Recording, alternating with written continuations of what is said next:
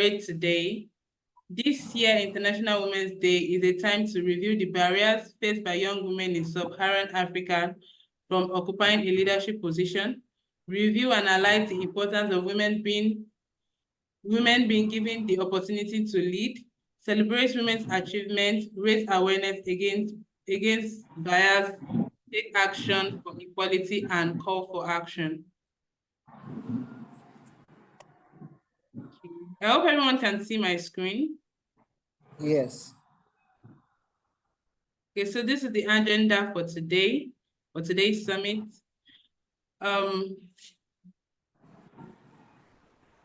Happy International Women's Day and welcome to our summit dedicated to inspire young women's leadership, economic and financial inclusion in Sub-Saharan Africa. It's an honor to have you join us. Today, in commemoration of International Women's Day 2024,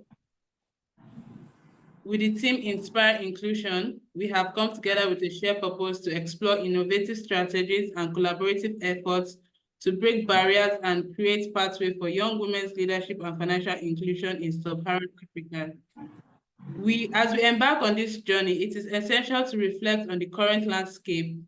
Sub-Saharan Africa is a region brimming with talent, creativity, and potential, yet too often, the voices and contribution of young women remain marginalized, hindered by systematic barriers and entrenched inequalities.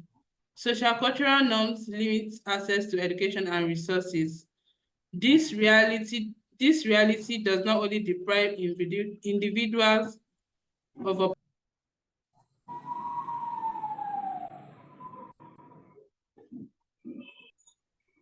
Sorry everyone for that interruption. Can everyone hear me? Yes, we can hear you. We are very sorry for that interruption. Our team is working on it. We are so sorry. Hello, is everyone with me, please? Yes, I'm with you. We're with you. Thank you very much, sir. Okay, so moving on.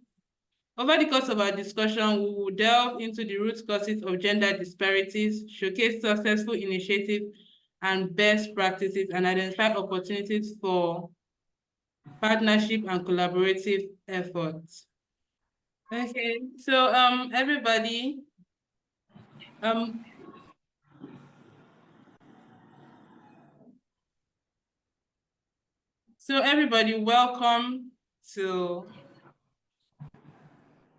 we welcome everyone to this summit, the International Women's Day Summit.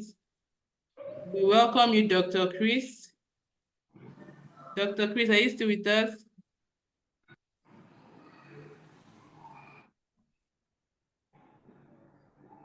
Okay, Wisdom, we welcome you to our midst. We're very sorry for the interruption the last time. Then Ms. Basti, we welcome you.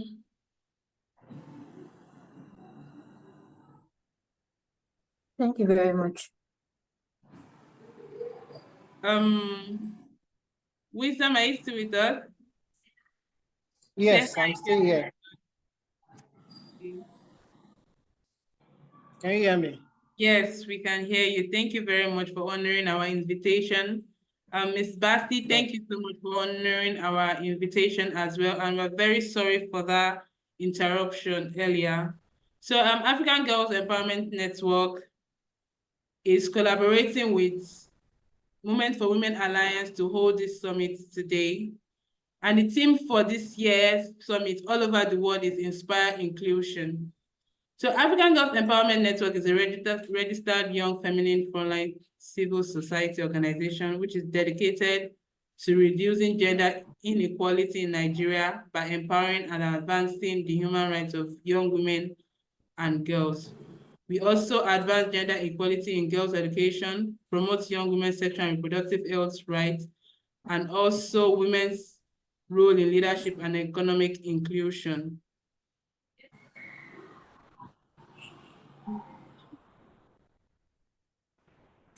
Not to waste much of our time, The 5 pillars of Age Network is Young Women's Girls' Body Rights and Autonomy, which is our Belle by Choice initiative. We have Girls' Education, which is STEM Girls Initiative. We have Young Women and Girls' Health and Wellbeing, which is Age Cares Initiative. And then we have Young Women and Girls' Rights and Leadership Inclusion, which is Let Girls Lead, and Young Women's Financial and Economic Inclusion, which is VET for Women. So our partner who will be hosting this summit with us is Moment for Women. Moment for Women, Abisola, can you introduce yourself? Yeah, I'm here. Hello, everyone. My name is Ishola Abisola. Can you hear me? Hello? Yes, Yeah, I I'm can here hear for you. the Moment for Women. So I would like to introduce the host to you. For Moment for Women Alliance envisions a future where every woman and girl in Nigeria has equal access to education, leadership opportunities, healthcare, economic resources, and a clean and suitable environment. We strive for a society where women's rights are respected and their voices are heard and valued in decision-making processes at all levels. Now I want to share our mission. Our core mission is to secure women's and girls' places at the center of the table, promote their human rights and inclusion of Sub-Sahara Africa. Thank you. Okay, so these are the 7 Sustainable Development Goals. Okay. Dr. Aderonke and Dr. Aderonke and Elizabeth, we're so sorry for the interruption the last time. Can you hear me? Yes, We I are can so hear you. sorry for the interruption the last time, and thank you for joining back. Yes, I can hear you. We are sorry, and thank you for joining back. So moving on, in the 17 Sustainable Development Goals, our focus area is quality education, which is advancing gender equality in girls' education, which, as I said earlier, is under our STEM Girls Initiative. We have gender equality, which is for women, Movement for Women, which is Women Initiative, as well as Age Network. We also have advancing women and girls inclusion in building climate resistance and in community, which is Movement for Women. We have goal 3, which is good health and well-being, advancing young women's and girls' good health and well-being. And we have goal 16, which is peace, justice, and strong institution, which is part of the sustainable development, our focus area for Movement for Women. So this is our speakers and our panelists. I would like to introduce our speakers and panelists. We have Amabong Basi.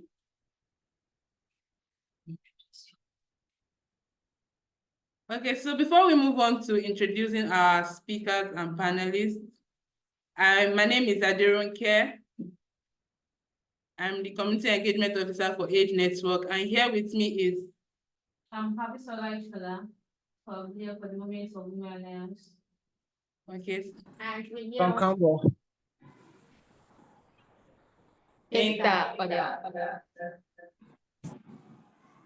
Thank you very much.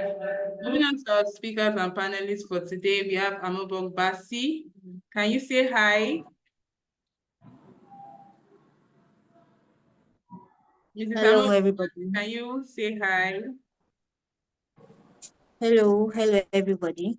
Yeah. Good afternoon. Good afternoon. Welcome to our midst. We have Wisdom Campo too. Can you say hi, please? Hello, everyone. Hello, good afternoon. Thank you very much for joining in. Dr. Aderonke. Hi, everyone. Thank you for having me on this platform. Thank you so much for joining us. We have Dr. Chris with us too. Dr. Chris, can you say hi?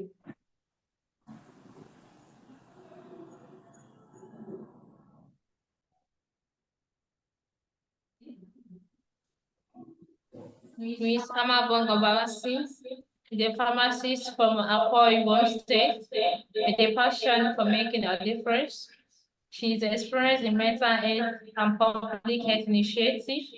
She has been privileged to understand the challenges faced in various fields through the different leadership opportunities. She is currently online training with 22 Skills Initiative and the African Child Leadership Foundation. She is committed to leaving a positive impact on everyone climate. Through the dedication and experts, I strive to contribute meaningful to the well-being of individuals and communities alike. Thank you, Ms. Amabong, for joining us.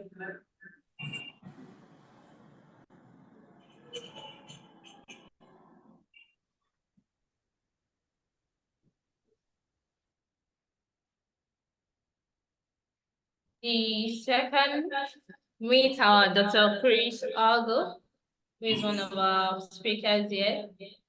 Dr. Chris, as is fondly called, retired as the head of service of Enugu State, Nigeria, and currently is the executive director of Main Engage Nigeria Network, as well as Society for the Improvement of Rural People under Nigeria. Under this platform, he personally worked with men to champion the campaign for ending gender-based violence, especially female genital mutilation. His focus as an LGM activist campaigner is to amplify the critical role the global media campaign is playing to end the practice of FGM in Enugu State, Nigeria. Then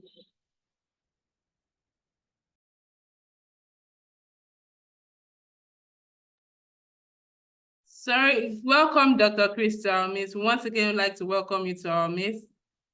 Thank you for joining us on this call. Moving on to the next, we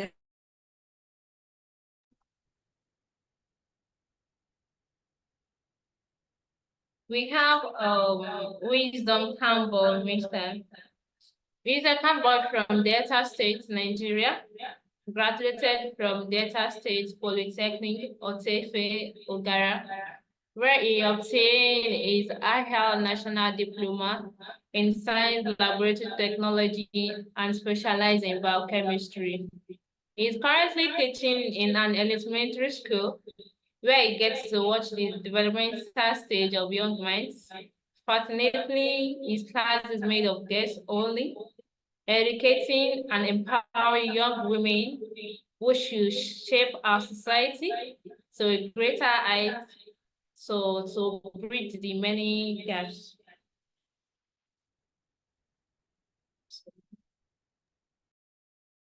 we would like to welcome you again, Wisdom Campbell, to our midst. Thank you for joining us on this summit. So moving on to our next speaker, we have she's a scientist with the Center for Atmospheric Research of the National Space Research and Development Agency, a parastatal of the Federal Bureau of Science and Technology in Nigeria. Aderonke has published some of her research work in acquisition journals and attended many conferences and workshops, both within and outside the country. She's a member of the professional body Navy and program coordinator of the Fiscal Society. Ronke has a strong passion to see more enrollment of women in STEM. Once again, we'd like to welcome Dr. Aderonke to our midst. Thank you for joining us. Moving on to the summit program. We are gathered here today to talk about how we can inspire young women leadership and financial inclusion in Sub-Saharan Africa. But before we talk about how we can inspire,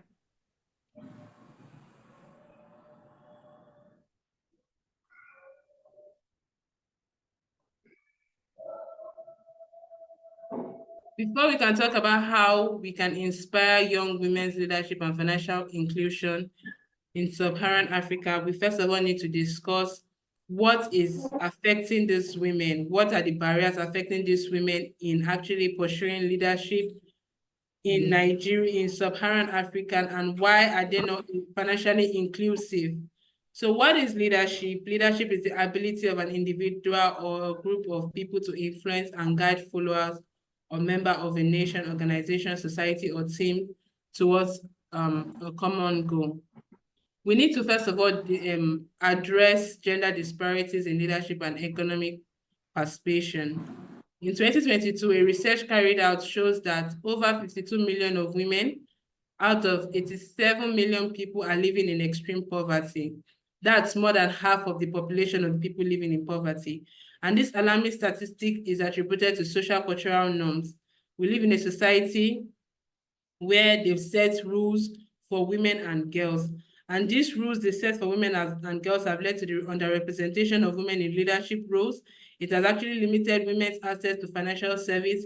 You will find out that some women don't even have bank accounts because they don't find it necessary. Some of them say they have to, they prefer using their husband's bank accounts.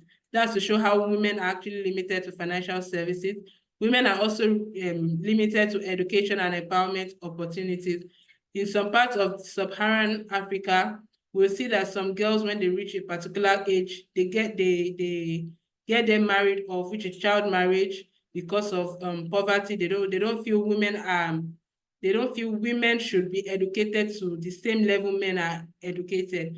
And addressing this gender disparity will not only foster economic growth, sustainable development, and innovation, but it will also help us to reduce the rate of poverty and promote women's rights in Nigeria. By prioritizing gender equality, will not only empower women and girls, but also enhance the prosperity and well-being of Nigeria as a whole. We need to understand the barriers and challenges faced by women first before we can actually know how we can inspire them. Can everybody hear me? Is everyone with me? Yes. Hello? Okay, thank you very much.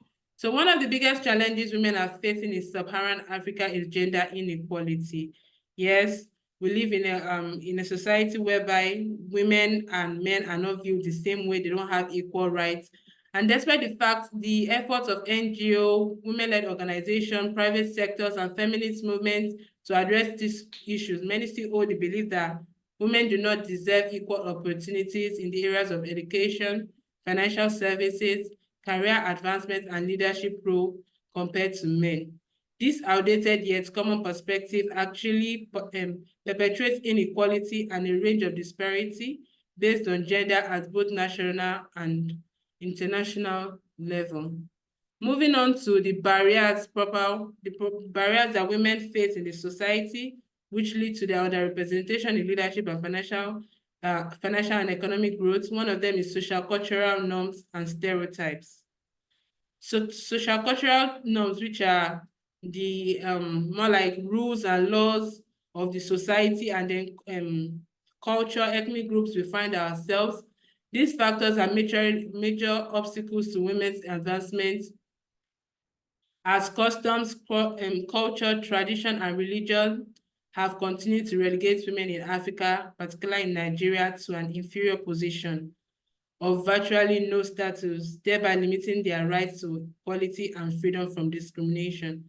There are some parts of, like in the North, for example, women do not have access to phones, they don't have access to technology. Those kind of mentality, let me put it, will actually not allow a woman to even further education, will not allow her to, even if she starts a business, her business will only be limited to the area where she stays. She cannot go international with that kind of idea. So this social, even some religion, in some cultures, women are only limited to the kitchen. They say women are supposed to just stay in the kitchen and do household chores and all of that.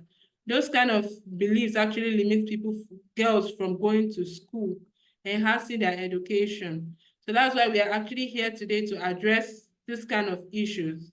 So moving on to the next barrier that women face, which is the patriarchal system. Whether we like it or not, this is the system that is actually reigning in Nigeria. This is the system we actually practice in Nigeria. And what is this system? This is the system whereby men, the society is controlled by men, in which they use their power to their advantage. Nigeria has various ethnic groups, and we see that in those ethnic groups, virtually all the ethnic groups, we have men leading in these ethnic groups. You hardly find a woman sitting in the midst of men in the midst of lawmakers, policy makers in a particular community. You hardly see them using a woman to become a oba of a particular community. And this has actually affected women, has relegated women to a position whereby we're actually not valued. Okay, another example is in 2019, only 7 women were appointed to President Buhari's second cabinet of 43 ministers. Before 2019, in his the first 4 years of his administration, there were 15 women. But in the next 4 years of the second administration, they reduced to 7. That's to show that women are generally underrepresented in Nigeria. And even though we women make more than half of the country's population, we remain vastly underrepresented in governance and decision making due to this patriarchal society, putting us in a disadvantaged position. Because of this system, they really don't put women's policy. We don't have much of women's policy in law. So moving on to the next. Before we move on to the next, I would like to give an example. Yeah, this is a graph showing women's representation in national parliament in selected African countries. As you can see on my screen, here, Nigeria holds 6%, and that is very bad. The women in national parliament in Nigeria are just 6%. So that means out of 100%, we have 94% goes to men. We have 94% of men in parliament compared to 6% of women in parliament. And this will actually lead to a lot of things, such as discrimination, sexual harassment, and all of that. Another thing that is affecting women's inclusion in leadership and financial inclusion is limited access to education and skills development. Various factors have contributed to women and girls' lack of access to education and skills, such as poverty, school-related gender-based violence. We have harmful practices such as FGM, female genital mutilation, early marriage. Some girls, before the age of 15, some girls are married off. When they finish maybe primary 6, they send them to their husband's house and tell them to go there and get married. So all these beliefs are actually reducing the opportunities for girls to actually develop themselves and also have access to quality education. According to a research carried out, 80% of girls that are actually married don't tend to go back to school. And that's one thing that's actually affecting girls' skills development when they send child marriage, when they're asked to go and get married at an early stage. When they get married, they have other responsibilities. The responsibilities they have in the house hinder them from actually going on to carry to further their education. So lack of access to financial resources and opportunities. Women's access to finance is very low in Nigeria, with women's financial exclusion at 36% compared to men, which is at 25%. There are sometimes where there's some particular place in the country whereby women go to banks to access loan, but they cannot give them loan because of gender, because they see they are female. They don't give them access to loan. Some of them even go as far as saying,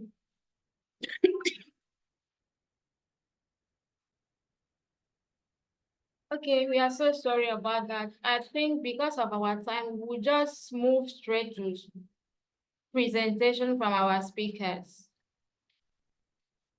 I don't know if everybody can hear me, please.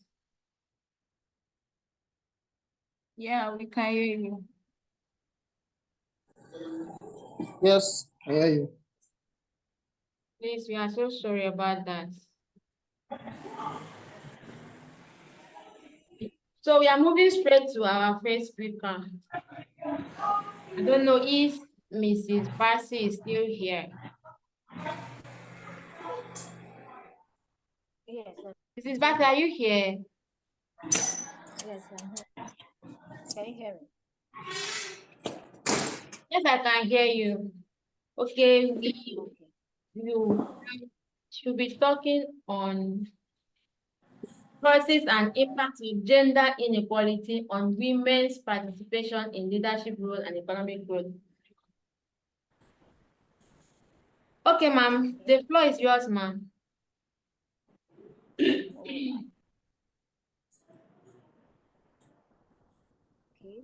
Good afternoon, everybody, Absolutely.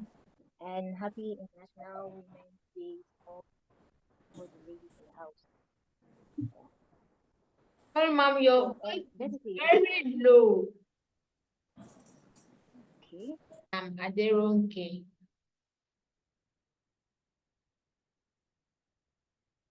Aderonke Obafeye.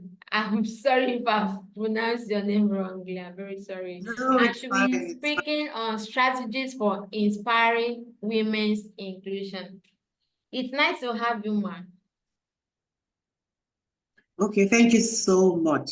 My name is Ronke, and I'd like to appreciate the organizers of this program for inviting me to share my thoughts on the topic strategies for inspiring women's inclusion in STEM. So there was an emphasis on STEM. Okay, ma'am. So that was what I got in my email, and that's what I'm going to be discussing. Could you permit me to share my slide, please? Okay.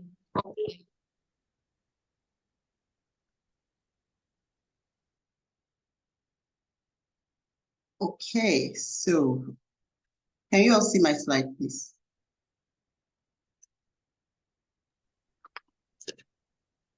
Yes, ma'am. Can you see my slide? Very well. Okay, okay. All right, thank you so much. So, like I said, my name is Ronke, and I work for the National Space Agency here in Nigeria, and I operate from Abuja lab. There's a lab in Abuja, which is affiliated to the United Nations African Regional Center for Space Science and Technology and Education in English. And I've been working in that space environment research lab for the past 9 years. So I think that in a way, I'm qualified to say something about STEM, about women in STEM, and to share some of my personal experience to encourage someone. All right. So happy International Women's Day. And my talk is titled Strategies for Inspiring Women's Inclusion in STEM. Let me start by quoting Michelle Obama, and she said, "Women and girls can do whatever they want. There is no limit to what we as women can accomplish." That's an inspiring thought, if you ask me. Now, Women's Day. Our organizer, Ms. Aderonke, had taken us through a bit of the Women's Day celebration and the reason why we're celebrating. But it's very important to highlight the focus or the purpose of setting aside the 8th of March every year to celebrate women all over the world. And I just went through, to search for how the day came about, what inspired that day and all of that. And I realized that March 8th began in the early 20th century when women demanded, please listen carefully because this is the focus of our talk today.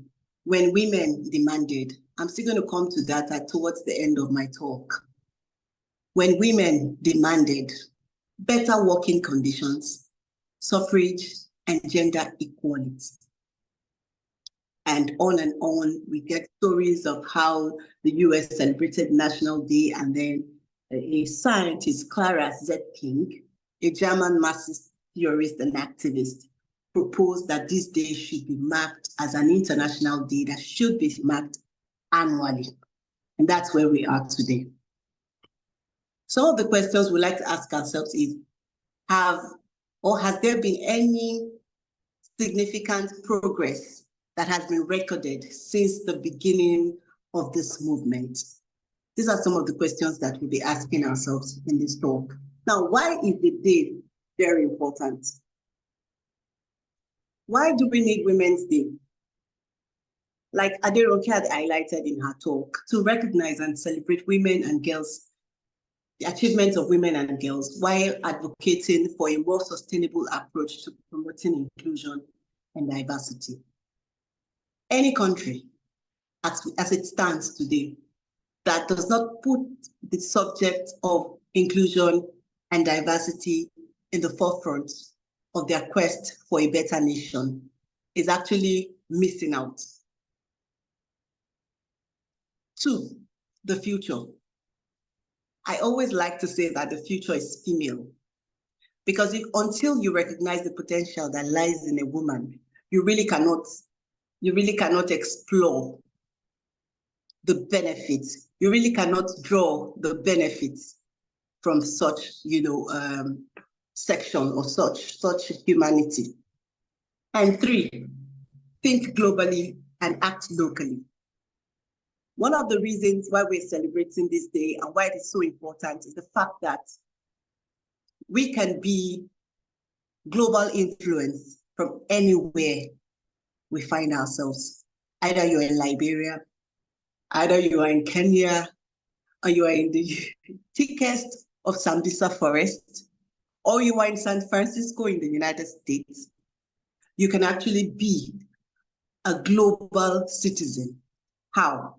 By the significant contributions that you are pushing out that can better the lives of citizens, that can better the lives of humans. Just making a change in your own little way can inspire a generational shift. Moving on, I'd like to briefly talk about the SDG 5, because that's the premise upon which all our advocacy talk is, and that is the gender equality, like we all know. Gender equality is at the core of the Sustainable Development Goal of the United Nations. It is paramount. It is one of the key goals that needs to be achieved by the year 2030. SDG 5 actually calls for the world to achieve gender equality and empower all women and girls by 2030. But the question is, how close are we to the actualization of SDG 5? Sadly, we are far from reaching the goal. There was a report by the World Economic Forum that over $360 million is needed annually to bridge the gap of gender equality. So when we look at this critically, you will agree with me that we have a long way to go. Now, these are the problems. Over the years, we have tried to emphasize the problems. But I think that much more than that, there is a call for an action now. And permit me to say that, let me differ a little from solutions and actions that can tilt us towards the actualization of the SDG goals. I think that the change that we need, the change that we want to see, actually begins with us as women. Without our own determination and resolution, nothing can change. Nothing will change. We can only try. But we have to determine, we have to make up our minds as women collectively. And that brings me to the point where we need to lay emphasis on women supporting women. Aderonke in her presentation, gave us a statistics of women's participation in politics in Nigeria as against other African countries. And she noted that Nigeria was actually at the lowest rank compared to other countries. I believe that women need to position themselves before what is theirs can be given to them. How? By encouraging women to register as members of political parties, by encouraging women to apply and to buy nomination forms and contest for positions. So by encouraging women to register for the voters' permits, by encouraging women to go out and vote, by encouraging women to form political parties, by encouraging women to support a candidate. Imagine, as the world record puts it today, women are larger in numbers compared to men. Therefore, it means that we have more women who can rally around themselves and decide, oh, we have a candidate we want to field in. Could you please agree with me on the fact that even if the government or the people in power, quote and unquote, or the powerful people in a country realize how much of effort or how much effort has been put together by women or women group to say, we are fielding this woman to speak for us. We are fielding this woman as the governor.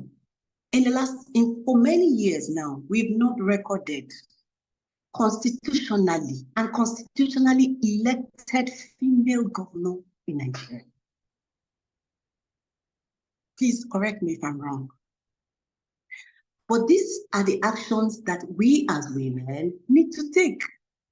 If you wait until the people or the people that have the power bring the power to us, it may take ages before we actualize our dreams. So this is one salient point I really wanted to put across to us.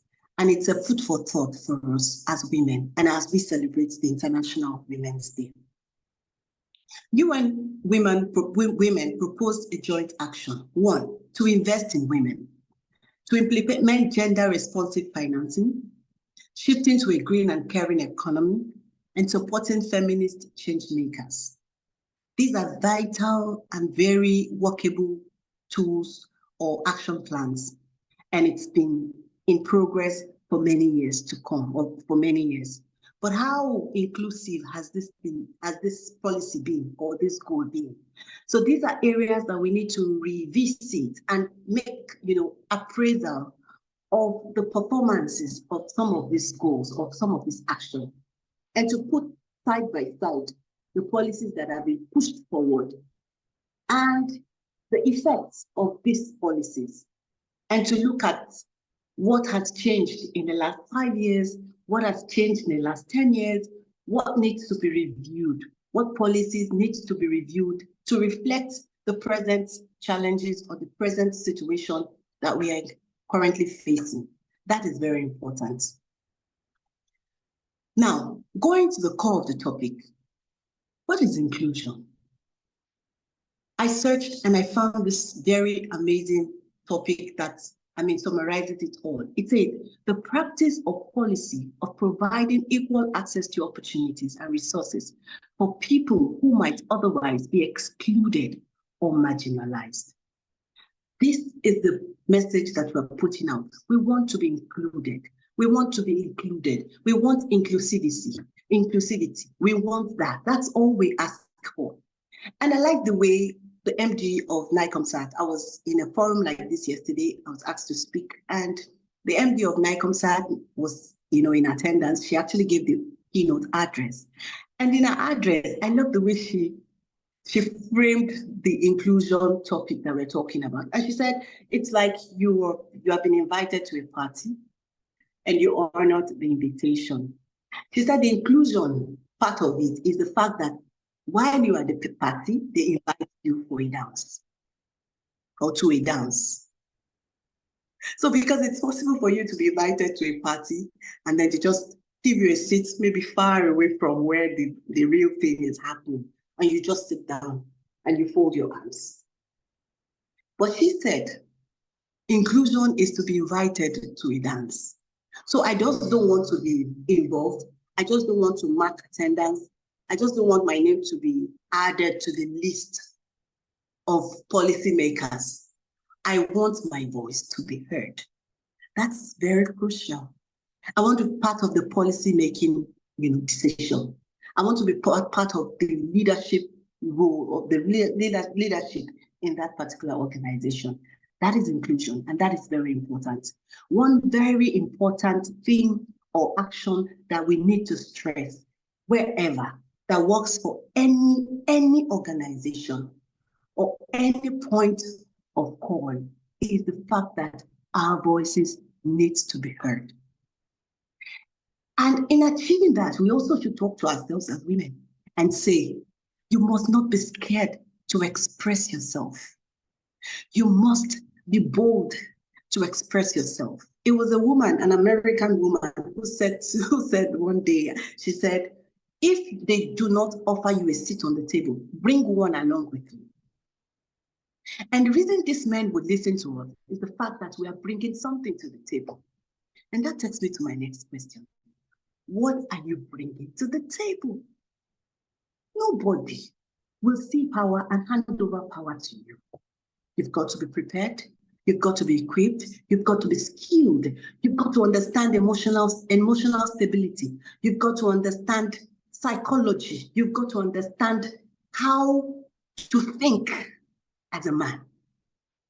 Yes, you are a woman, but you've got to also borrow some skills that you think is missing from your composition and add it up to what you have. And then it takes us to where we want to be. Some of the phenomenal women that the last or the previous speaker cited, these are women who have got capacity. These are women who have gone through international trainings and education. And so as women, to make our marks, we need to embrace capacity building. And this leads me to the final point on strategies to inspire and to retain inclusion of women in STEM. One is to encourage girls' interest in STEM. How do you do that? How do you encourage girls' interest? It is not a problem at all to encourage girls' interest. But how do you also retain that interest? It's another thing entirely. We've met women or girls who had passion for science at the start of their, growing years. And along the line, they change and they find love in something else. A typical example was I had my first degree from Obafemi Awolowo University and studied physics. And in my class were just two girls in my class. And Physics. all guys. Sorry? I say you studied physics. Yes. I studied physics. Wow. Yes. I studied physics for my first and second degree. And my first degree, we were just two ladies and several guys. I think about 18 or 25 guys. I don't remember now.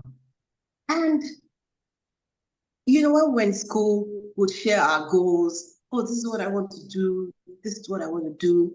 And I remember one particular guy asked me, what do you want to do with physics? You end up taking care of your children and your husband, and then you just stay at home and all.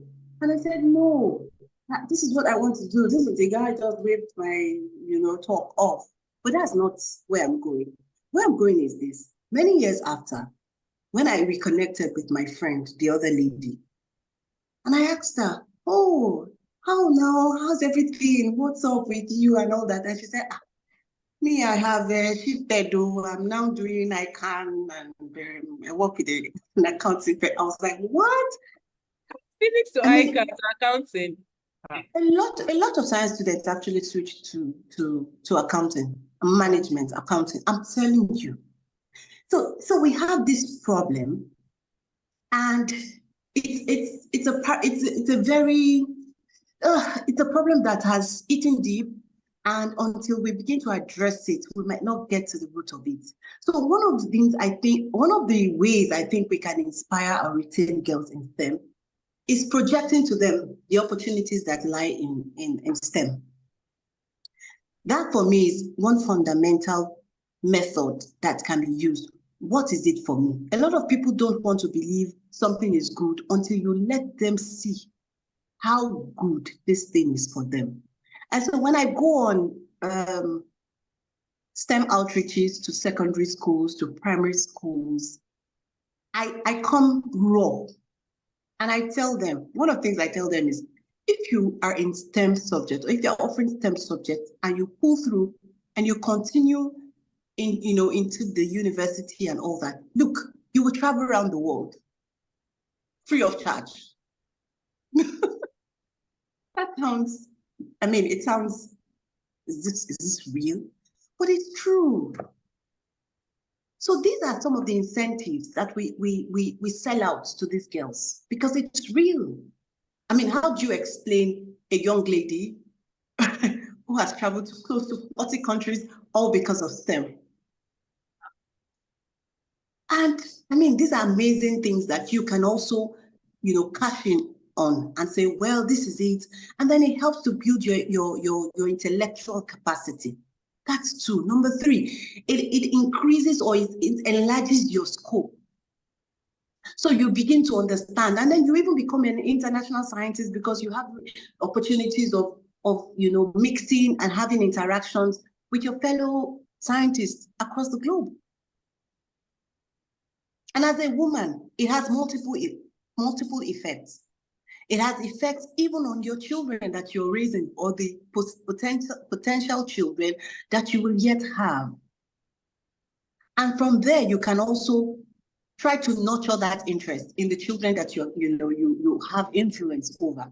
So I think these are some of the ways that we can actually inspire and motivate girls to pursue career in science and to retain their interest in science. Another way is mentorship and sponsorship programs. It is easier to form a picture of what you want out of life when you see someone that looks like it. So it's very simple. You look like what you look at. So if I see a professor in space physics or in astronomy or in mathematics or in physics, and I just look at her, I look at everything around her physically, just anything I can see around her. That should inspire me a lot. When we read about discoveries and inventions and research outputs of what a lot of people have done in physics, in biology, in medicine, in agronomy, in architecture. Look at Jumoke Adenowo. Look at a lot of people I cannot even start to mention. That is enough inspiration for us to be who we want to be. We also look at creating opportunities for professional development. Now, this is now we're scaling up from the young ones, retaining their interest, and then finally establishing the older ones who have come to terms with the fact that, okay, this is what I want to do with my life. How do we then encourage them? Because this group also face some kind of, discouragement along the way. So when we create opportunities for professional development, it helps to retain and it's a strategy, to continue to have inclusion in area of STEM. Increase to accessibility to higher education is another point. There are a lot of scholarships everywhere. On the internet, you can apply and all for science, for STEM courses. There's the Laurel for Women Fellowship. There's the Mawazo Institute scholarship. There are countless scholarships. There's a Slum Vijay scholarship. A lot of scholarships are out there. OWSD scholarships, they are there and they are available to women. So if we push this, opportunities to these women and they apply and they get it, there's a feeling of satisfaction. There's a feeling of, oh, I can do this. And if someone had done it before, then I can do it. Another point I always like to stress is the fact that there is nobody that can encourage a woman to be much more than a woman. So if I am a woman and I have friends, or I have friends' friends, or I have people that I know who are struggling at one point or the other to make a decision about the career path that they want to follow. It's easier for me to hold them by the hands and walk them through step by step on the strategies, on the actions that they need to take, to be who they want to be. So I would say that women network, forming network, groups of women who come together for the same cause to encourage and to motivate other women is another strategy for retaining women in science. 2 more points and then I'll be out of your way. Establish reward and recognition programs. Oh no. If you are close to me, you would know that I do not joke with achievement. I do not joke with rewards. I do not joke with recognition. I feel that I'm someone who believes that once you set a goal and you achieve that goal, please take a while or take some time out to celebrate that achievement. To me, it's like a fuel that helps you to move on to the next stage. Don't shove it aside. Don't say, it's just a master's degree. Problems. No, after that degree, sit down, celebrate. You can just play music and dance and do something outside of your normal routine. Just to regain your strength again. Outside that, we have institutional recognitions. If you work in an organization, please put forth your wins. Let the institution know that you just received a grant, that your paper has just been accepted, that you have just won a competition. You have done this, you have done that. One of your inventories have just been accepted for a patentship. I mean, all of those are ways because you really can't tell who you are encouraging, who you are inspiring, who will read that newsletter and get fired up, who will read the newsletter and think that if you could do it, then they can do it. I have been the editor-in-chief of the African Geophysical Society newsletter since 2018. Yes. And one of my goals is that I always like to feature as much women as I feature men. So I always like to balance it and do a 50-50 feature. So when I'm featuring a woman, I'm featuring a man. And the reason is so that we can have a gender balance in that column that features scientists, young scientists doing exploits. So, and I do not fail to look out for female who have just completed their masters, who have just completed their PhD. And I tell you, the feedback that I get is heartwarming. Why? Because these women, they never thought they should put out their wings. But when they do, the results are incredible. So these are ways also that I think, and we've talked about stereotypes and bias. Deronke spoke about that in the morning, so I'm not going to do that. And then lastly, effective communication. Sometimes we think that men should know what we want. But I beg to differ today that women should stop assuming that men should know what they want. Rather, always speak out and say what you want. Every time and any time, do not miss the opportunity to say, to express yourself, to communicate effectively. The Yorubas will say that sometimes it is your mouth that you will use to remove yourself from trouble. So if you do not say it, there's no way. They are not witches or wizards or whoever. They do not have another spirit that tries to tell them what is in your mind. They are not mind readers. And so if you're in an organization and you require a raise and you have justification for that request, please go ahead and request for it. It is very important that we speak out and derive the benefits that the institution has for us. Final words. By implementing these strategies, we can create a more inclusive culture to enhance girls' participation in STEM for the benefits of mankind. On this note, I'd like to say thank you so much to the organizers for inviting me. And if you have any questions, I have my email address and my phone number. Please feel free to reach out to me anytime. Thank you so much. Thank you very much, ma'am. Thank you, ma'am. It's very inspiring. I think I must relate that one that you said about encouragement, because I can remember when I was in secondary school, I can even I will be a doctor. I will carry tooth. I will now operate the tooth. I will now sew it back. The thing will still be jumping. I will now be telling myself, I'll be a doctor. When I get to the point of choosing science subject, I'm scared because I've been hearing elements. I cannot what's that element. That's how I drop that. I'm not anywhere close to science. Let me go to accounting that I can just see the figure and count and go my way. Mr. Deronke, I would like to just say something or rather ask a question. You All said right. you studied physics. That one go far gone. And it's very rare to see women studying physics. So I'd just like to ask before we move on to the next speaker, was it like right from what inspired you to study physics? Let's go. So what inspired you to study physics? Yeah, Adiroke, thank you so much for this very important question. When people ask me about this question, this is how I answer. I say to them that one of the ways to also ensure that you retain female in physics is be conscious of your environment. The people that you see, the people that you interact with, the people that form your network are most likely going to influence your decision in life. And so I said that to say that while I was growing up, my dad had a professor friend who was a physicist, and he was a lecturer at the the Ahmed Bello University in Zaria.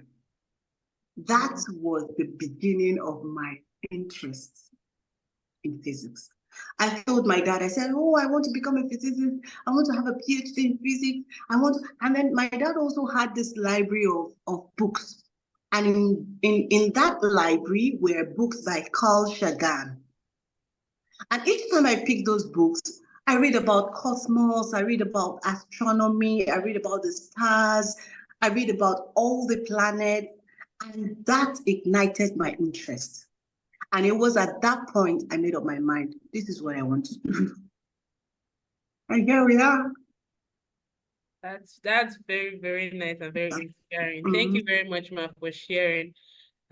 When I get home, when I'm talking to my kids, I would, because this thing actually starts from, as you said, it starts from the onset. Most times people don't actually talk to their children about career paths until when they are older. And by then they've seen a lot of things going on around them and they just don't even want to focus on career paths again. But thank you very much, Ma. I would make an environment that is conscious for my children so they can actually, decide on what they want to do in life and which career path they want to follow. Thank you very much, Ma. All right, ma'am. Thank you for that presentation. At this juncture, it's like we have been so quiet. I want to energize us more a bit. Let all of us just say something. So you just have to open your camera, unmute yourself, and tell us how you are feeling based on the first letter of your name. Just like my name is Esther, I am so excited today, especially after hearing that great presentation from our two speakers. So we would let us just talk, let us just energize ourselves. I've seen Elizabeth here. Elizabeth, can you unmute and tell us how you are feeling today?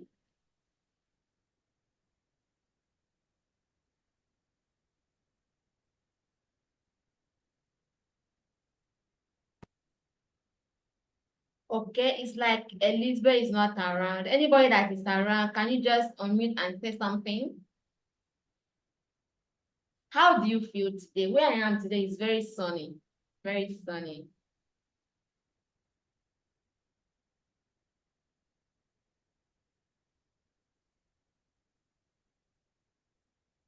Mr. Wisdom, are you still with us?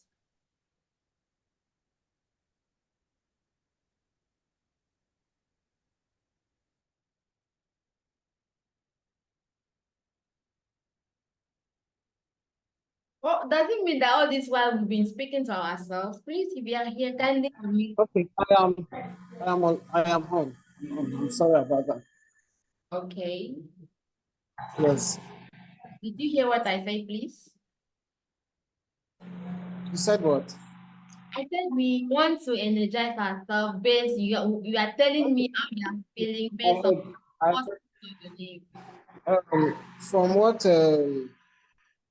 the speaker just said, I think it's very encouraging and it's really helpful. So our society nowadays is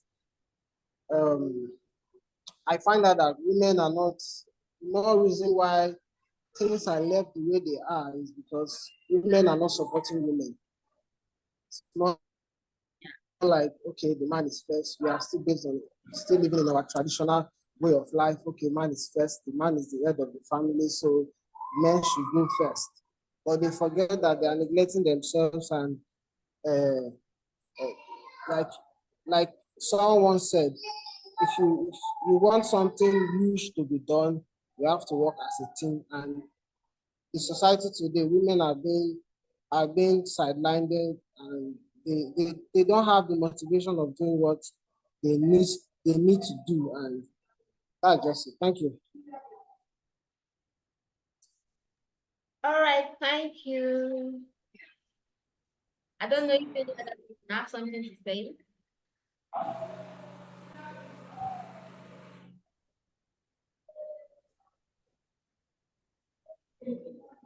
Okay. So, during the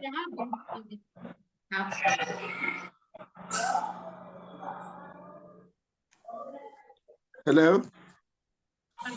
Hello. My name is Christopher. We can hear you, sir. Yeah, the first letter is T. So I just feel calm and inspired. That's nice. Thank you. Now, Esther here. Esther, how do you feel based on your first letter of your name? All right, thank you very much. I am so excited for that great presentation from the first speaker and the second speaker. Thank you so much. Thank you very, very much. In fact, you really tried. Madam Akerele, can we know how you're feeling based on the first letter of your name? Okay, I'm taking A. Thank you for both of us. For both of us, yeah. Well, I'm busy. Thank you. I never really bless your platform. Madam Adero, Madam Aderonke has spoken for all both of us. Aderonke has spoken to her for Aderonke. Why do you think me to talk? When I was bringing my head closer to her, I didn't know the owner would not always be there.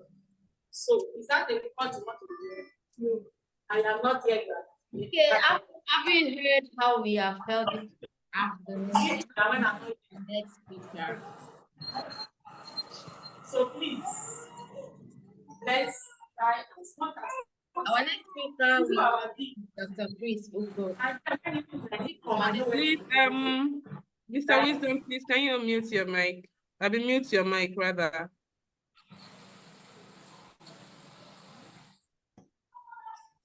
Okay. Dr. teaching in our classes on rural. How Hello. Hello. Hello, sir. Yeah, my name is Dr. Chris Ubu. Welcome, sir. I just like to applaud and appreciate the two previous speakers. As a matter of fact, they've done real justice to what perhaps I would have said. My topic is rural women inclusion. How can we inspire the inclusion of rural women in land ownership?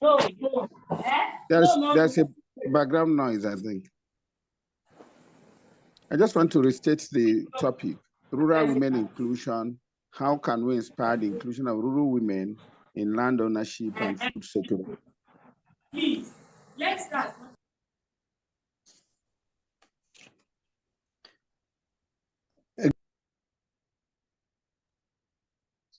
Sir, the floor is yours, sir.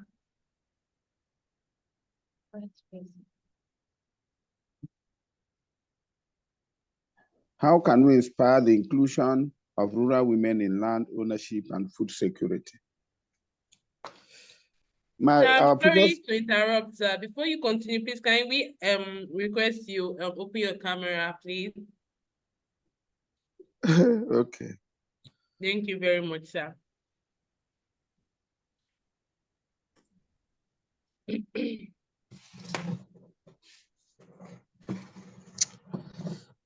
Okay.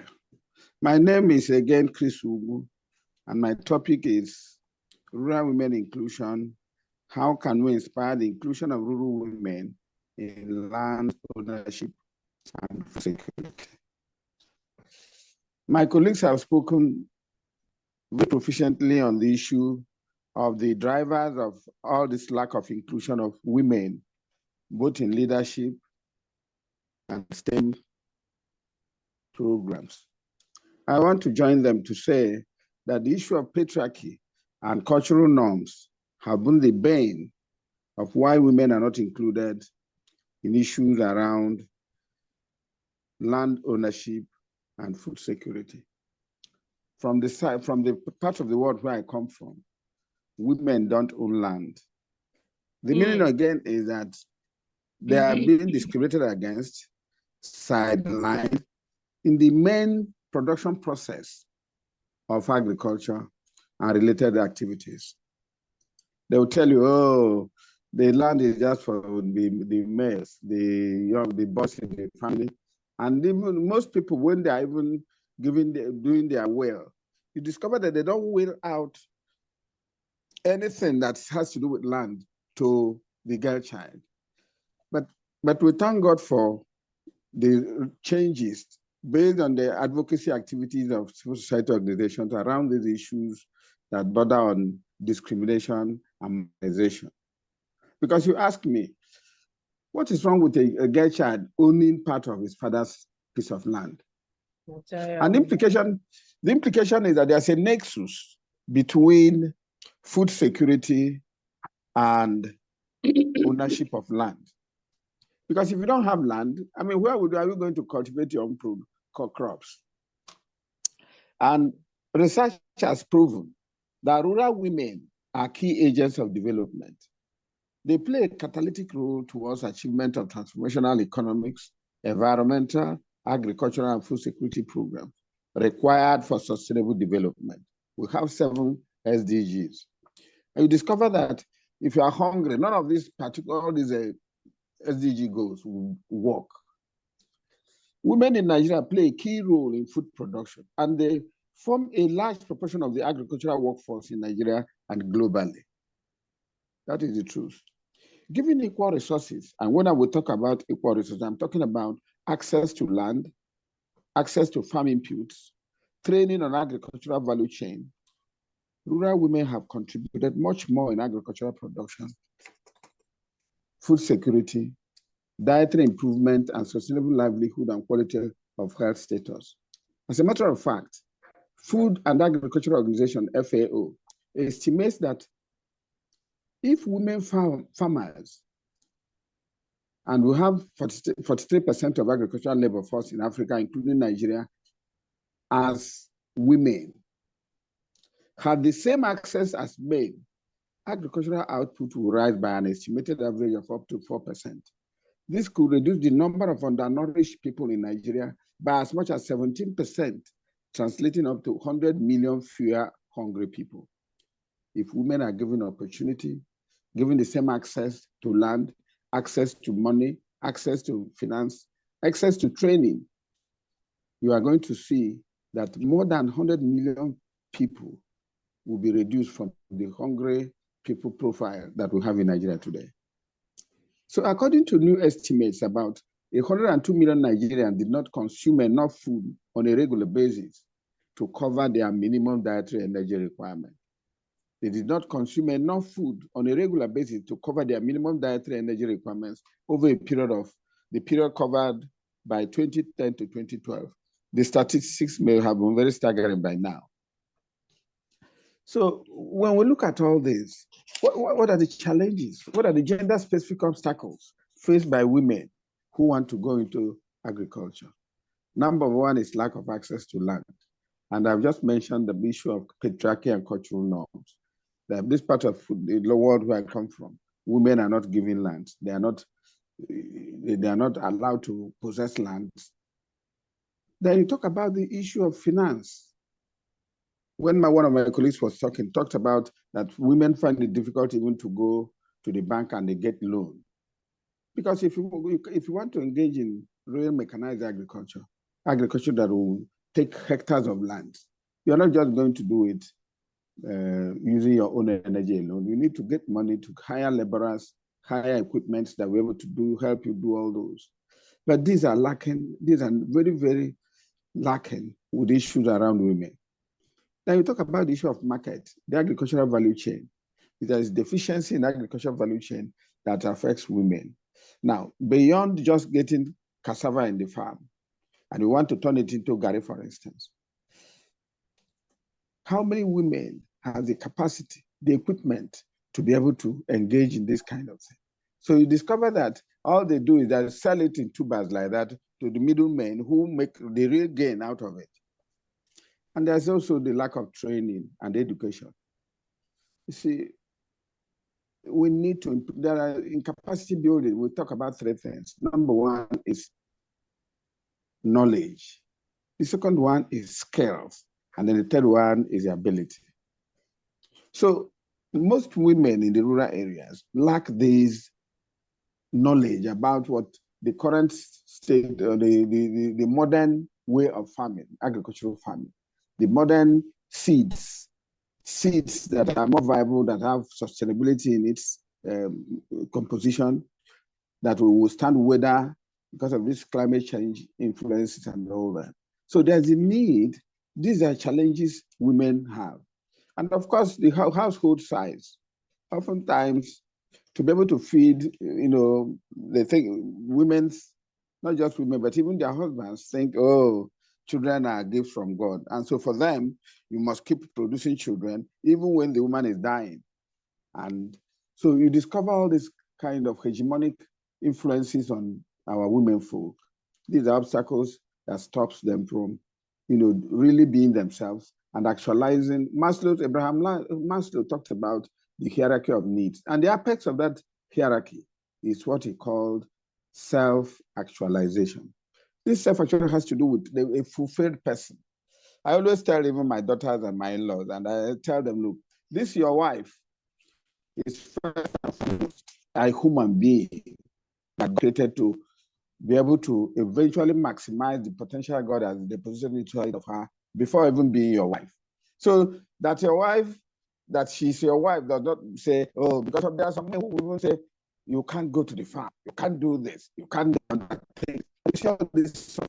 They don't help in economic development. They don't help even in family growth and development. And another thing is the issue of equal treatment. Why should a boy in the family be granted land space, but the same thing will not be given to the female counterpart? I wonder. So all these are obstacles. These are obstacles that stop women from engaging in agriculture. Because for so long as we are just working on subsistence agriculture, which is the ability to get the food you'll be able to eat it with your family members, and don't see it as a business that can generate resources and money for you, for your upkeep, Some people, in some communities, they don't even allow women to open an account. And so I think that stop women from engaging in real agriculture for purposes of self-improvement, for the purposes of economic development and economic empowerment. So how do we then tackle this? One, we should be able to mobilize women to join farmer groups. These days, it's difficult even for donors these days to give you grants if you're just running as somebody, standalone person. But if you form a farmer group, it's a lot easier.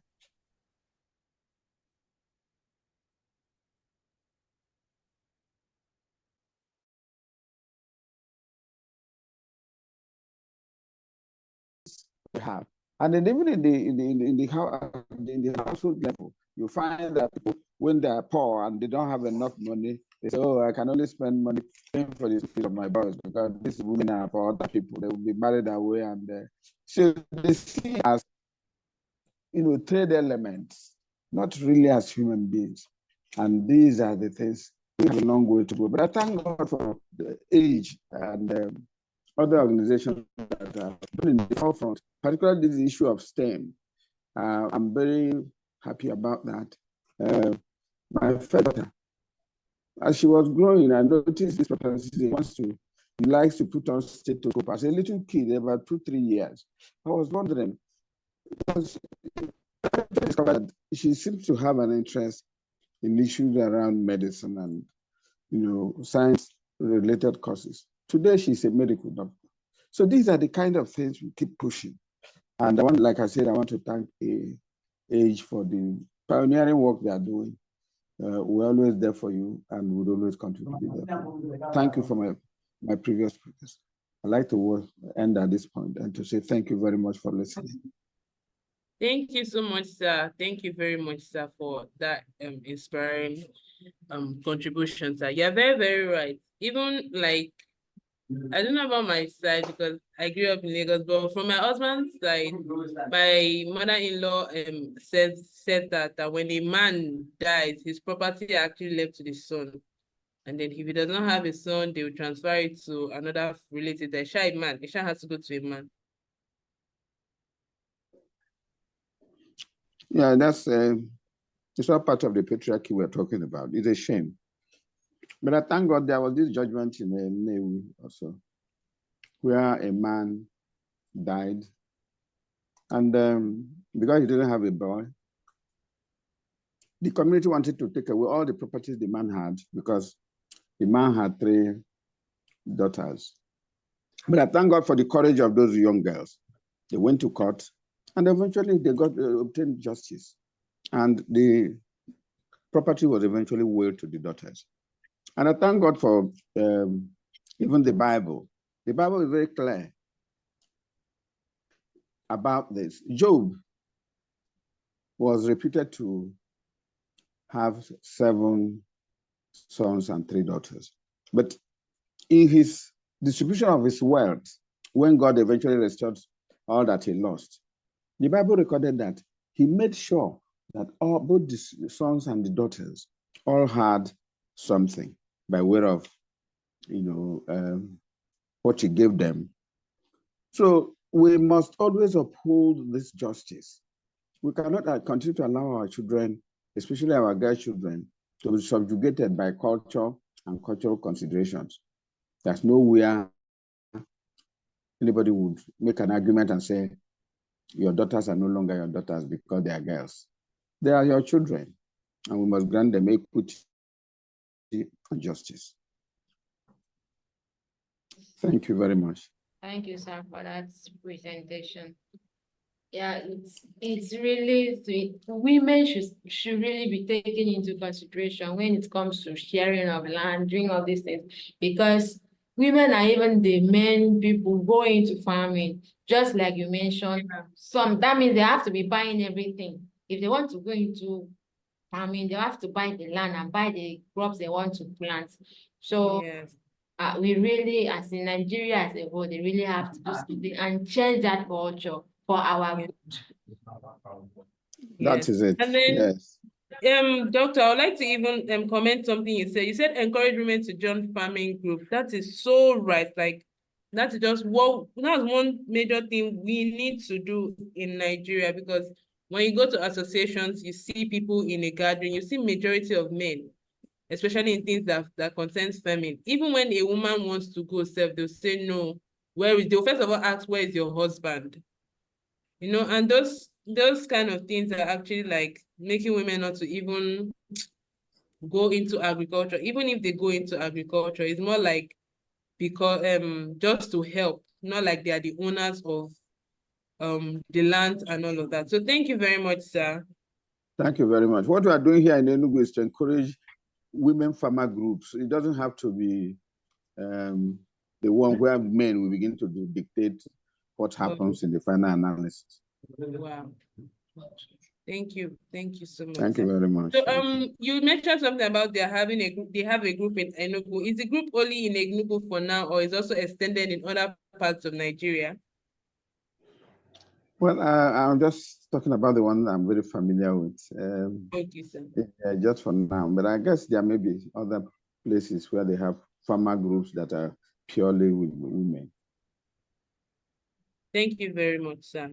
Thank you for the wonderful work you're doing for women. Despite the fact that you're a man, thank you very much for joining us and then helping us to, be inclusive in the economy and then financially. Thank you very much, sir. And also in the agricultural sector. Thank you, sir. Thank you very much too. So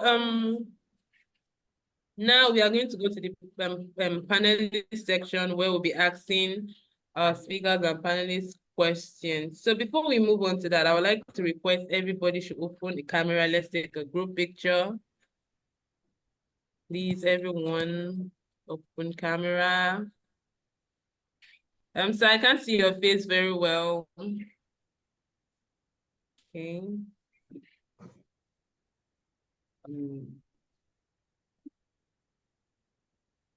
Mr. Wisdom, Mrs. Bassi, Mr. Aderonke, please can you open your camera? Let's take a group picture. We are about to go to a section whereby we'll be needing you to be actively involved.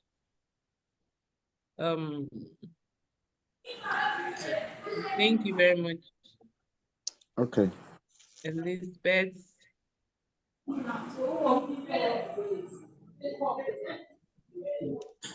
Okay, Mr. Aderonke, we're waiting for you. Ms. Bassi, we're waiting for you.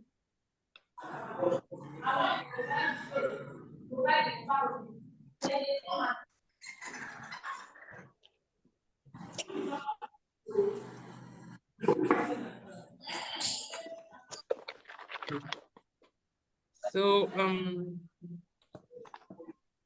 okay, thank you very much. Mr. Aderonke. Dr. Chris, we're waiting for you too. Your face, I want to take a group picture quickly. Okay, I have, yeah, sure. I've opened my video. Mr. Aderonke, Dr. Aderonke, are you still with us?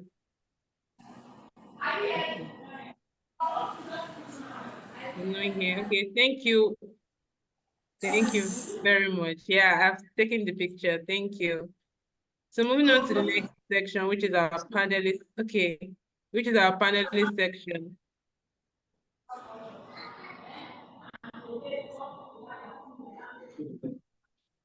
Thank you. So thank you everyone. So the first question, which goes to Mr. Wisdom. In your bio, I like the fact that you say you're teaching in a girls' school, right? Yeah. Yeah, that's very, very, sir?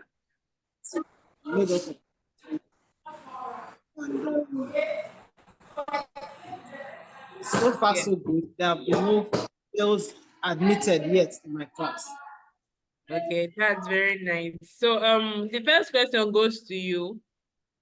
Firstly, how can we empower young women through education, skills development, and entrepreneurship programs? What is yours, sir? Okay. Sorry. The first step in empowering young women through education and skill is to provide them with equal access to equal education and training. Excuse me. Sorry about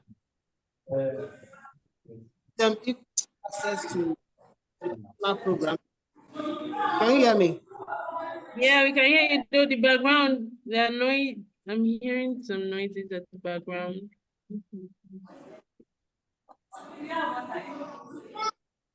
So, like I was saying, is to give them equal access to quality education and training, to include ensuring that they have access to schools, vocational training programs, other learning resources. Additionally, it's important to create an environment that is supportive of young women pursuing education, skill development, including addressing barriers such as financial constraints, cultural norms, lack of support from family or community.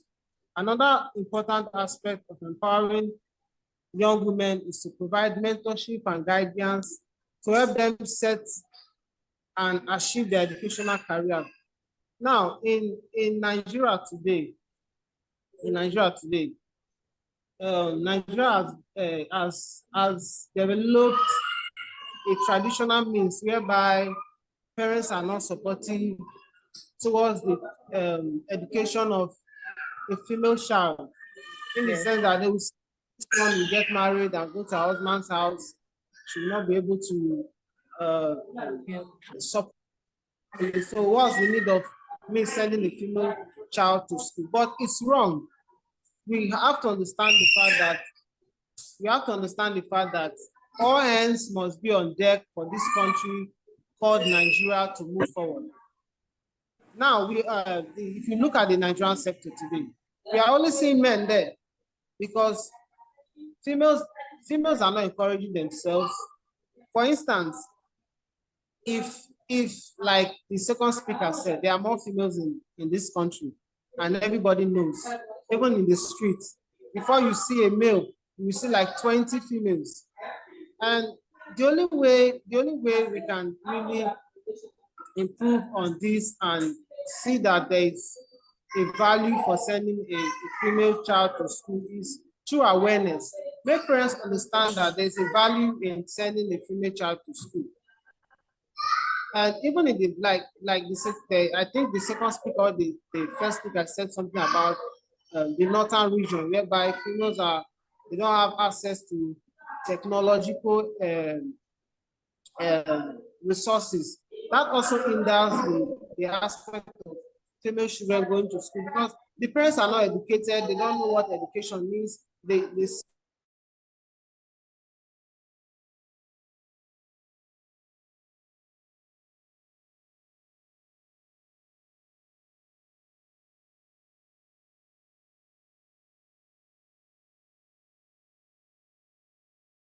children, encouraging the parents that it's important to train a female child and make the society is making scholarship and other vocational program available. I think we can move forward to where we are supposed to be. Thank you.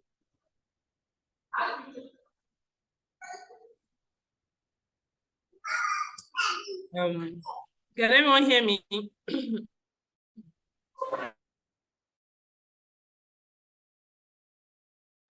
No, we cannot.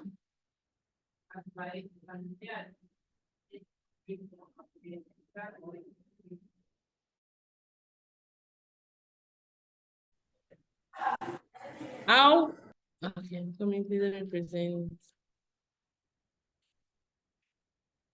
Yeah.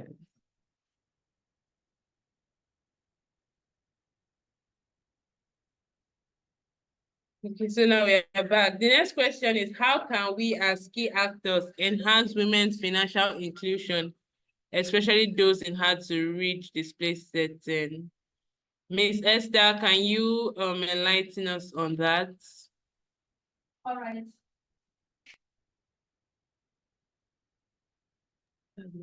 All right.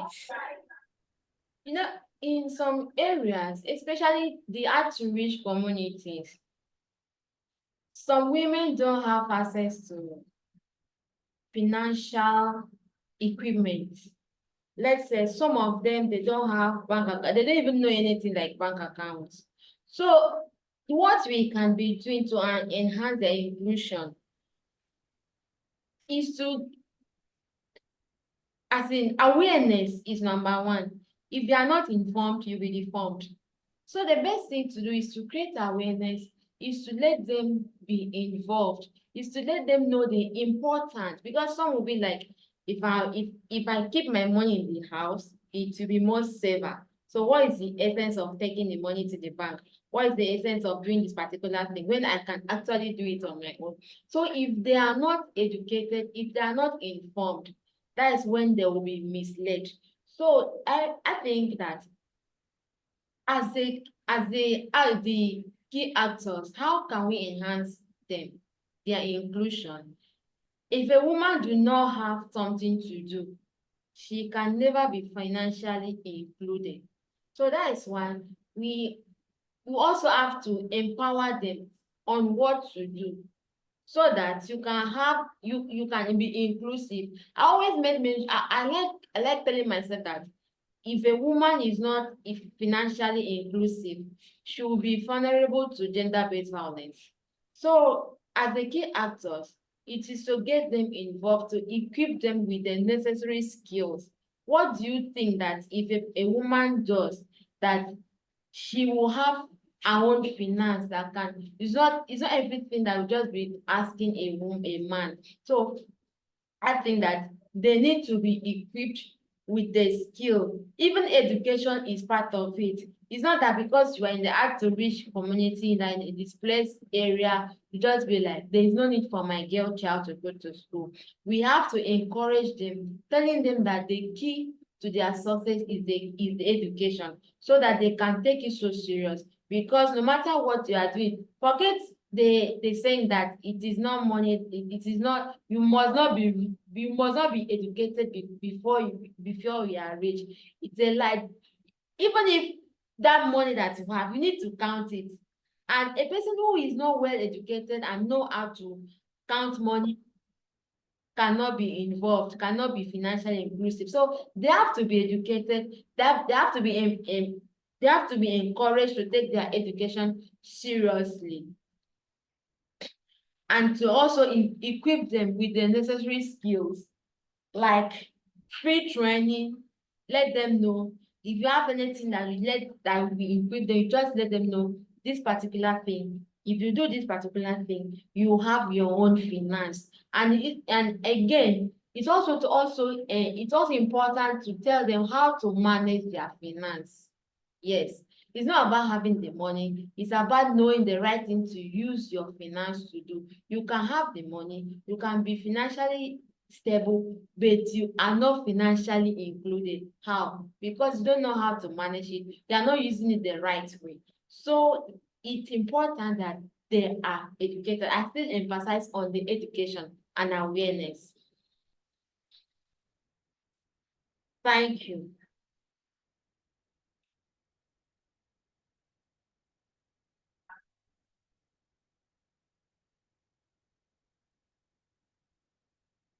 Mrs. Aderonke, you are muted. Please kindly unmute yourself.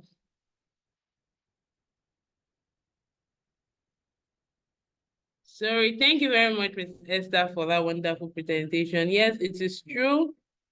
Women need to be financially inclusive. We need to include women. And yes, you're right.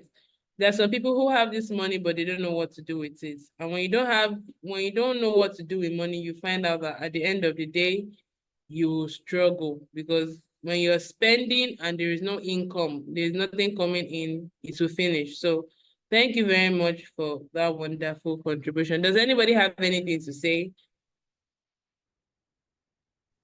Okay. Hi. Good afternoon. I just Okay, good want to afternoon. add to what Esther said. So I also think that when we have conversations, like, it's important that we even include the men. So in this, I'm talking about financial inclusion. I think it's important that the men and the community leaders are included, because we're talking about reaching people in displaced settings. I think one thing common with those people are the fact that they put so much trust in their community leaders, right?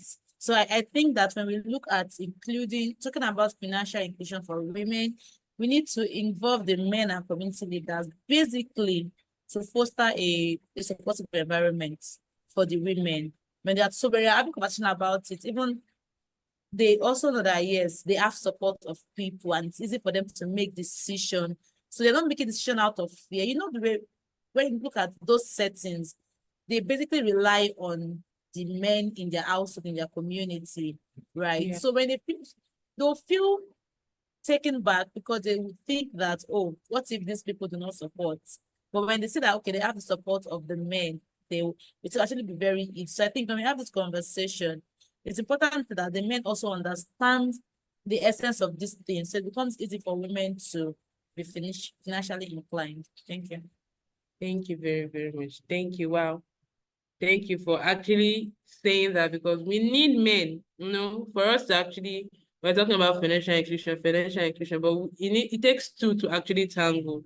And that's when we need men's involvement to be able to allow women to be financially inclusive. So thank you very much, Elizabeth, for that wonderful contribution.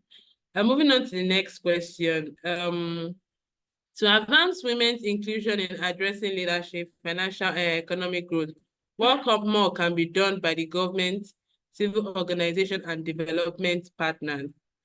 Dr. Chris, are you still with us?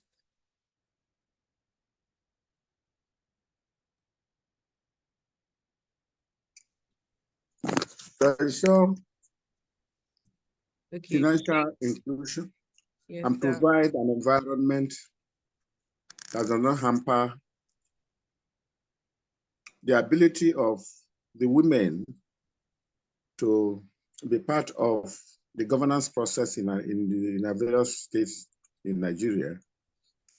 Government must have the political will to be able to enforce some statutes that were signed onto by the government, whether we are talking about international protocols like the CEDAW or VAPS, Violence Against Persons Prohibition Act. We are talking about the Child Rights Act and all that. So government must be at the driving seat. Then for the NGOs, we shall never ever keep quiet. We must keep pushing. I always give a simple example to my people whenever I'm talking here in Enugu. And I told them about this lady, Mary Slessor, a Scottish lady who came to Cross River State many, many years ago. And there was this killing of twins. It took her but almost her life to be able to get it to be stopped. So when we juxtapose that with what is happening, we can never relent in pushing. There, a time will come when all the things we are talking about, women marginalization, women segregation and all that, will come to a stop, and we shall be looking back with joy and say, I was part of the process that have made it happen. Ditto for the donors. Donors, sometimes I discover that, yeah, as much as we say that it's not donor pushed or donors influenced the grants that we get, the reality is that they put their money where their mouth is. And sometimes certain delicate things, you want them to be part of it, and they will, because it's not part of their donor focus, they will not support it. So our encouragement and pleased that both the government is established for the welfare and security of the people. And issues around equality, equity, and justice, especially for the women folk, should take a center stage in whatever statutes, whatever laws they want to put across. And for those of us who are in the civil society organizations, we must also recognize that in every epoch of life, somebody must be at the vanguard of pushing for it. Most of the good things that is happening to us is because some people fought for it. There's the Aba women riot in the 50s. And today, we are benefiting from that particular riot by women. Because women, taxation without representation, men are being taxed, but nothing to show for it from the point of view of the colonial masters. And these women on their own decided. We have examples like now, when my colleagues were talking, they talked about the Konye One and all that. But you can be sure it wasn't really easy for them. But because of determination, because of what they want to achieve, not just for themselves, but for the entire generality of the women folk and the entire country as a nation. We are benefiting from their efforts, even though because of the limited vision of our people, of our leaders, they don't understand. We had this Bretton Woods forgiveness of our debt, but where did that money eventually go? At the end of the day, it entered into private pockets, and today we are where we are. So there must be a synergistic relationship. People must begin to see themselves as collaborators. It's not something we shall be working in silos. You are doing your own in a civil society, government is doing their own, donors are doing their own. And at the end of the day, we can't achieve a synergy that will propel and make sure that issues around leadership, issues about financial inclusion, issues about empowerment, access to land, access to resources, to be able to be self-fulfilled. Like I did mention about Abraham Maslow, unless and until we get to that point in our life where we can say, like Apostle Paul, I have fought the good fight, I have run the race. What is remaining is just the crown of life. So we must get to that point in our life where it's not because I'm a woman or a man, that the thing is that for which God brought you to this side of reality to be a human being, that you are able to actualize it. Thank you very much. Thank you so much, sir. Thank you very much. Not to waste much of our time, if you're working with an NGO, this is your question. So that means it's for everybody. But Esther will go first. What are the projects your organizations or NGO is doing to promote women's economic and financial inclusion? So Esther, can you go? All right, thank you very much. I would like you to unmute your mic. Okay, thank you for this great opportunity. For our Faith for Women, we provide young women and girls free vocational training, such as video editing, graphic design, and also fashion design. All young women who are involved on that training are now financially inclusive. We also empower young women and girls on STEM initiatives, such as we have found gender equality in girls' education, and also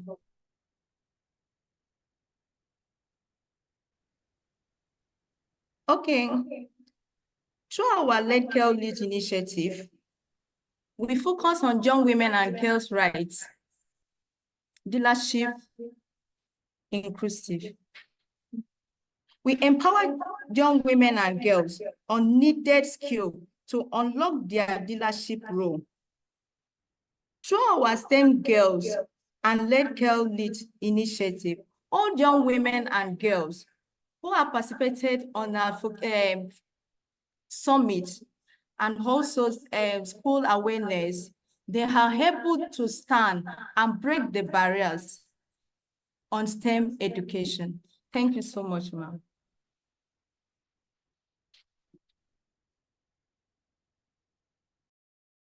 Thank you very much, Esther. Dr. Chris, can you tell us the projects your organization or NGO is doing, what your NGO is doing to promote women and girls' economic and financial inclusion? Yeah, we're lucky to be supported by SIDA, Swedish International Development Agency. Basically, they are very concerned about issues of women empowerment economically. And so we have grants that we're working with young girls, young women, to be able to learn a particular skill, economically viable skills. Some go into soap making, some into poultry farming, some into hairdressing, some into animal husbandry, rearing pigs and all that. So, but the essential reason, justification is that people don't know the type of challenge women have, even within their matrimonial home, when they have nothing to bring on the table. Every day when man comes back, you ask, oh, my period is on, can you give me menstrual pads and all that? Yes, he might do it for quite some time, but at some point you discover that he begin to nag and begin to be unhappy with you about it. But if you have something that you are doing that gives you some little sense of economic independence, you gain some respect from him and even from your children. So that's what we need for this, and I can't overemphasize it. In fact, as a matter of fact, the later grants we are beginning to get, I had always included that aspect. Whatever thing you want us to be doing or we have sent in by way of proposal, we would always include issues around economic empowerment of the women folk. And it has helped us a great deal, because today, most people, they come to the office and they would want us to see how we can help them. So what we do is to profile them, because when the next round of our grant comes, we'll be able to include them in the people that are going to benefit.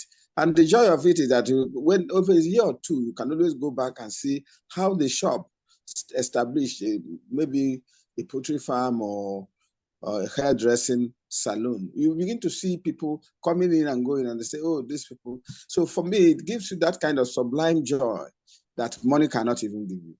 Yeah. And so it has been making sure that we, in fact, it's not just advocacy alone. So we make an effort to include in any of our proposals issues around this leadership skill training, economic empowerment skill training, and all that. It has been very, very wonderful, and we're happy about that.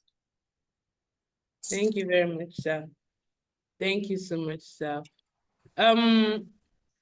Ms. Bassi, you are working with an NGO. Can you tell us what your NGO is doing to promote women's economic and financial inclusion? Okay. So basically, the NGOs I work with, Tend to School initiative, it's really based in the north. So it's trying to bring in. You say it's based in the north? Yes, yes. Wow. Currently in Yola, Adamawa State, rather. So we try to provide avenues where the children can learn. So we're bringing educational, we're bringing education to the children. So far, we've provided books and people to teach the children, and then a space where children can come in and learn, especially the children in refugee camps. Okay. Yeah, so that's the Tend to School initiative. Then for the African Child Leadership Foundation, so it's basically meant to cater for abused children. Yeah, abused children. We find out that most female children really get abused, and they do not have the opportunities or people to hold their hands and tell them that they mean more, they can do more, and they are not the reason, they're not at fault. So that's also to encourage and promote children. So we do outreaches to educate the children and to provide them with what they need to succeed. Yeah, so that's basically what we do. Wow, that's very, very nice. Thank you very much. May God continue to strengthen the NGOs to continue to fight and empower for women's financial and economic inclusion. Ms. Aderonke, you also said you work in line with an initiative. Can you tell us what you do?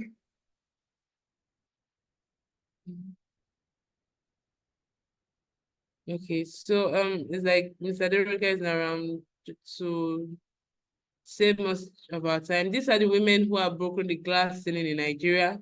To save most of our time, we all know them. We know Ngozi Okonjo-Iweala.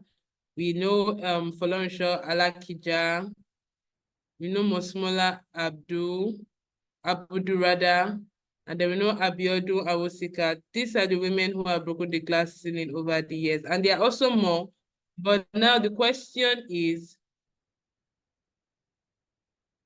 What more is to be done when talking about the contribution of women in achieving the Sustainable Development Goals in Nigeria? What more do we need to do to achieve this Sustainable Development Goals in Nigeria? Mrs. Treasure?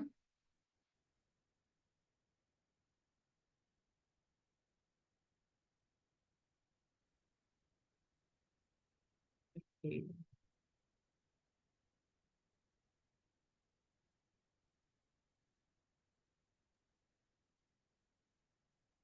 Okay, so Mrs. Treasure is back. Just like our speakers have already spoken, what we need to be, the things that need to be done is for, number one is for women to support women. Yes. Because let's when one of the speaker was saying that if a woman should go for a contest, it's like you are saying something.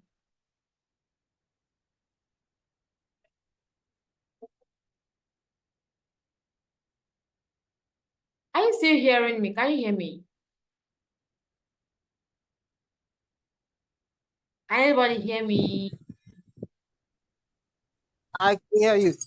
Okay, it's like Madam Deronke have an issue in our network.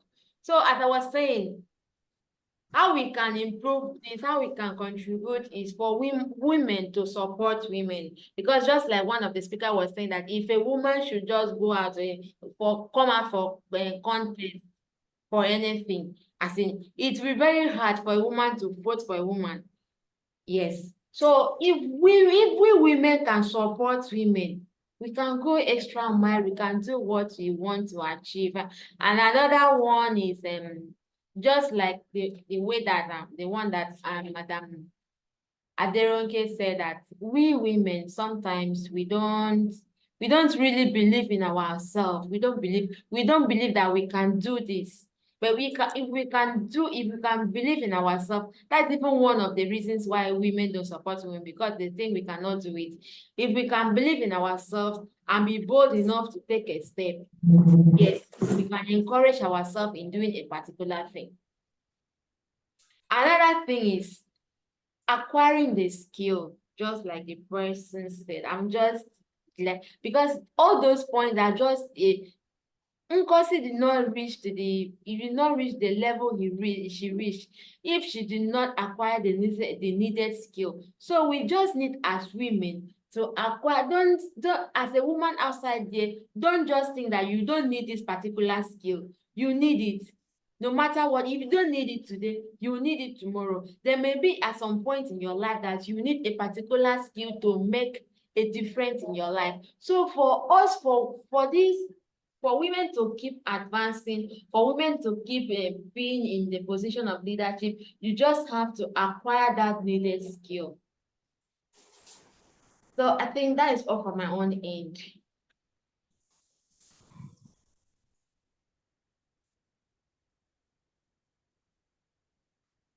Thank you very much, Madam. Thank you very much, Ms. Treasure, for that.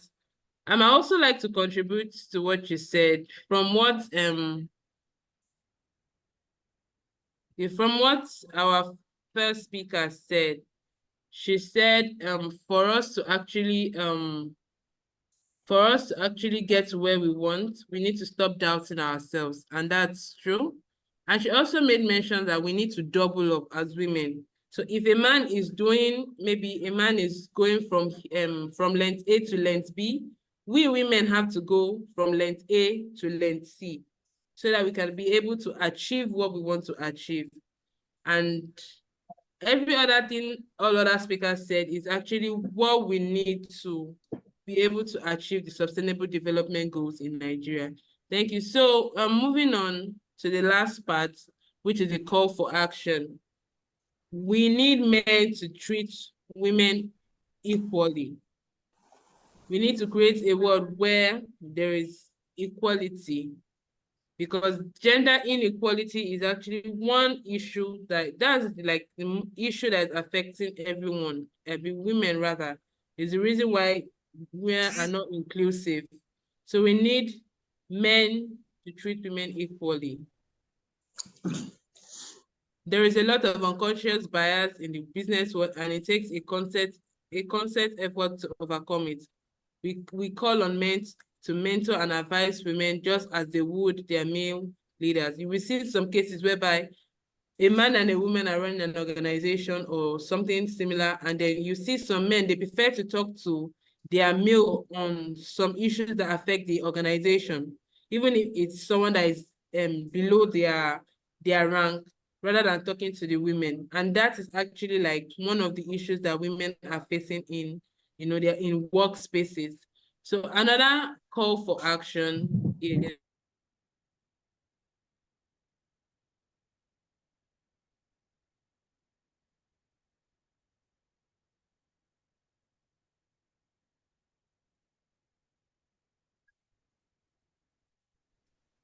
can everyone hear me? To establish sponsorship and mentorship program. Yeah. That's like one thing we need to work on as an organization, as a community, and as a nation. Establish sponsorship and mentorship program. Yes, there are sponsorship programs, but most of these sponsorship programs are not actually going deep. Going deep in the sense that going deep to how to reach displaced settings. There are some places in Nigeria as we speak, they don't have access to light, they don't have access to technology, they don't have access to some amenities. There's some things that we have access to that they don't even have access to. So we need to take a place whereby they don't have access to technology, for example. How would they be able to go online to see mentorship programs? So we need to actually take mentorship program away from online and take it physical to this outreach display setting. Because mentorship is essential for the growth of individual. So that's why we're calling on government and organizations to establish mentorship programs for women and girls to be able to carry out to be able to continue their career paths. Some people want to pursue career paths, but because they don't have access to mentorship programs, that's why they actually give up on it. So another thing we want to call for to action is improve budgetary allocation. We've seen that, I think last year they pushed for budget for women, but it was actually declined. So we need the government to actually improve the budgetary allocations to women. We need them to actually increase the allocations to projects targeting women specifically. I think that when there is more budget towards that, we'll have women, we'll be able to empower women that way. Then the last but not the least is young women is economic development policy. Young women constitute a significant percentage of the population. So we call on government and policymakers to develop a comprehensive economic development policy that addresses women's economic needs. Women have economic needs, but we don't have policies that address these needs. And when we address these needs, we'll be able to improve women's access to physical, human, social, and financial resources.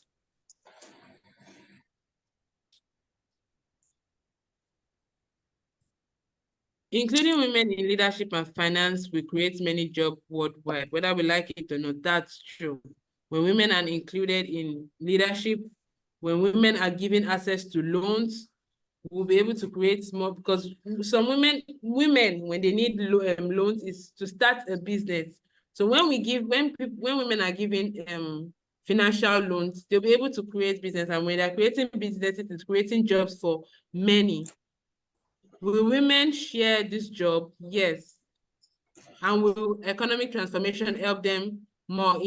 Will economic transformation help them to get high-paying jobs and more stable jobs? The answer is yes. When women are economic and financially involved, we'll have high-paying jobs and more stable jobs. So the answer is yes, provided countries adopt strong policies and programs to make it happen. So yes, we need to create more policies and we need to create more mentorship and empowerment and entrepreneurship programs to make this happen. Gender equality and women's empowerment are acknowledgeable, are acknowledged, required for sustainable development. So we've come to the end of the summit. And before we go, we'd like to ask, does anybody have any contribution, any questions? The floor is open to everybody.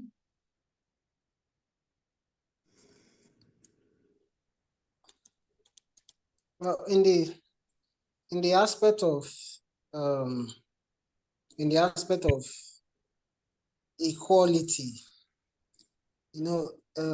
there's a saying that says, if you want to correct an outsider, you have to correct your house first. I feel the reason why there is always this equality issue is always a problem as a nation is because the women are not supportive. Women are not supporting themselves. Everybody is based on, oh, they have this saying, not be me one talk first. So that issue of women not supporting women, it's actually a big issue. Imagine you have a population whereby 1/3 of a nation is made up of women, and a woman will want to come for want to contest for maybe governorship or presidency, and no woman will want to vote for her. They will feel, oh, that one wants to use our money to go and build our family compound and all those kind of stuff. So the whole thing should start from women. Yes. If women themselves, then men can also support. Men could say, oh, these women they are making efforts. They want to change the nation. They have good plans for the nation. If that is not happening, then the inequality will continue to build up. It will always get to the peak. It will not come down. So for us to address this issue of equality, it has to start from the inside. It has to start from the women. And the society should understand that women has values too. Women are not meant to sit at home and give birth to as many children as a man wants. If for the world today, the world as it is now, if you have a wife that is not working, you are in big trouble, in the sense that you'll be the one to cater for everything. And there's no support from anywhere. And the way things are going now, if you don't have a supportive wife, you are in trouble. Just know that poverty leading to poverty. And before you know it, you have broken marriages. So men and the society should understand that women has impact in our society, and we need to understand this aspect, and we need to inculcate this idea, not the idea of traditional method of, oh, a woman is meant for the kitchen, a woman is meant to just give birth to children. It goes beyond that.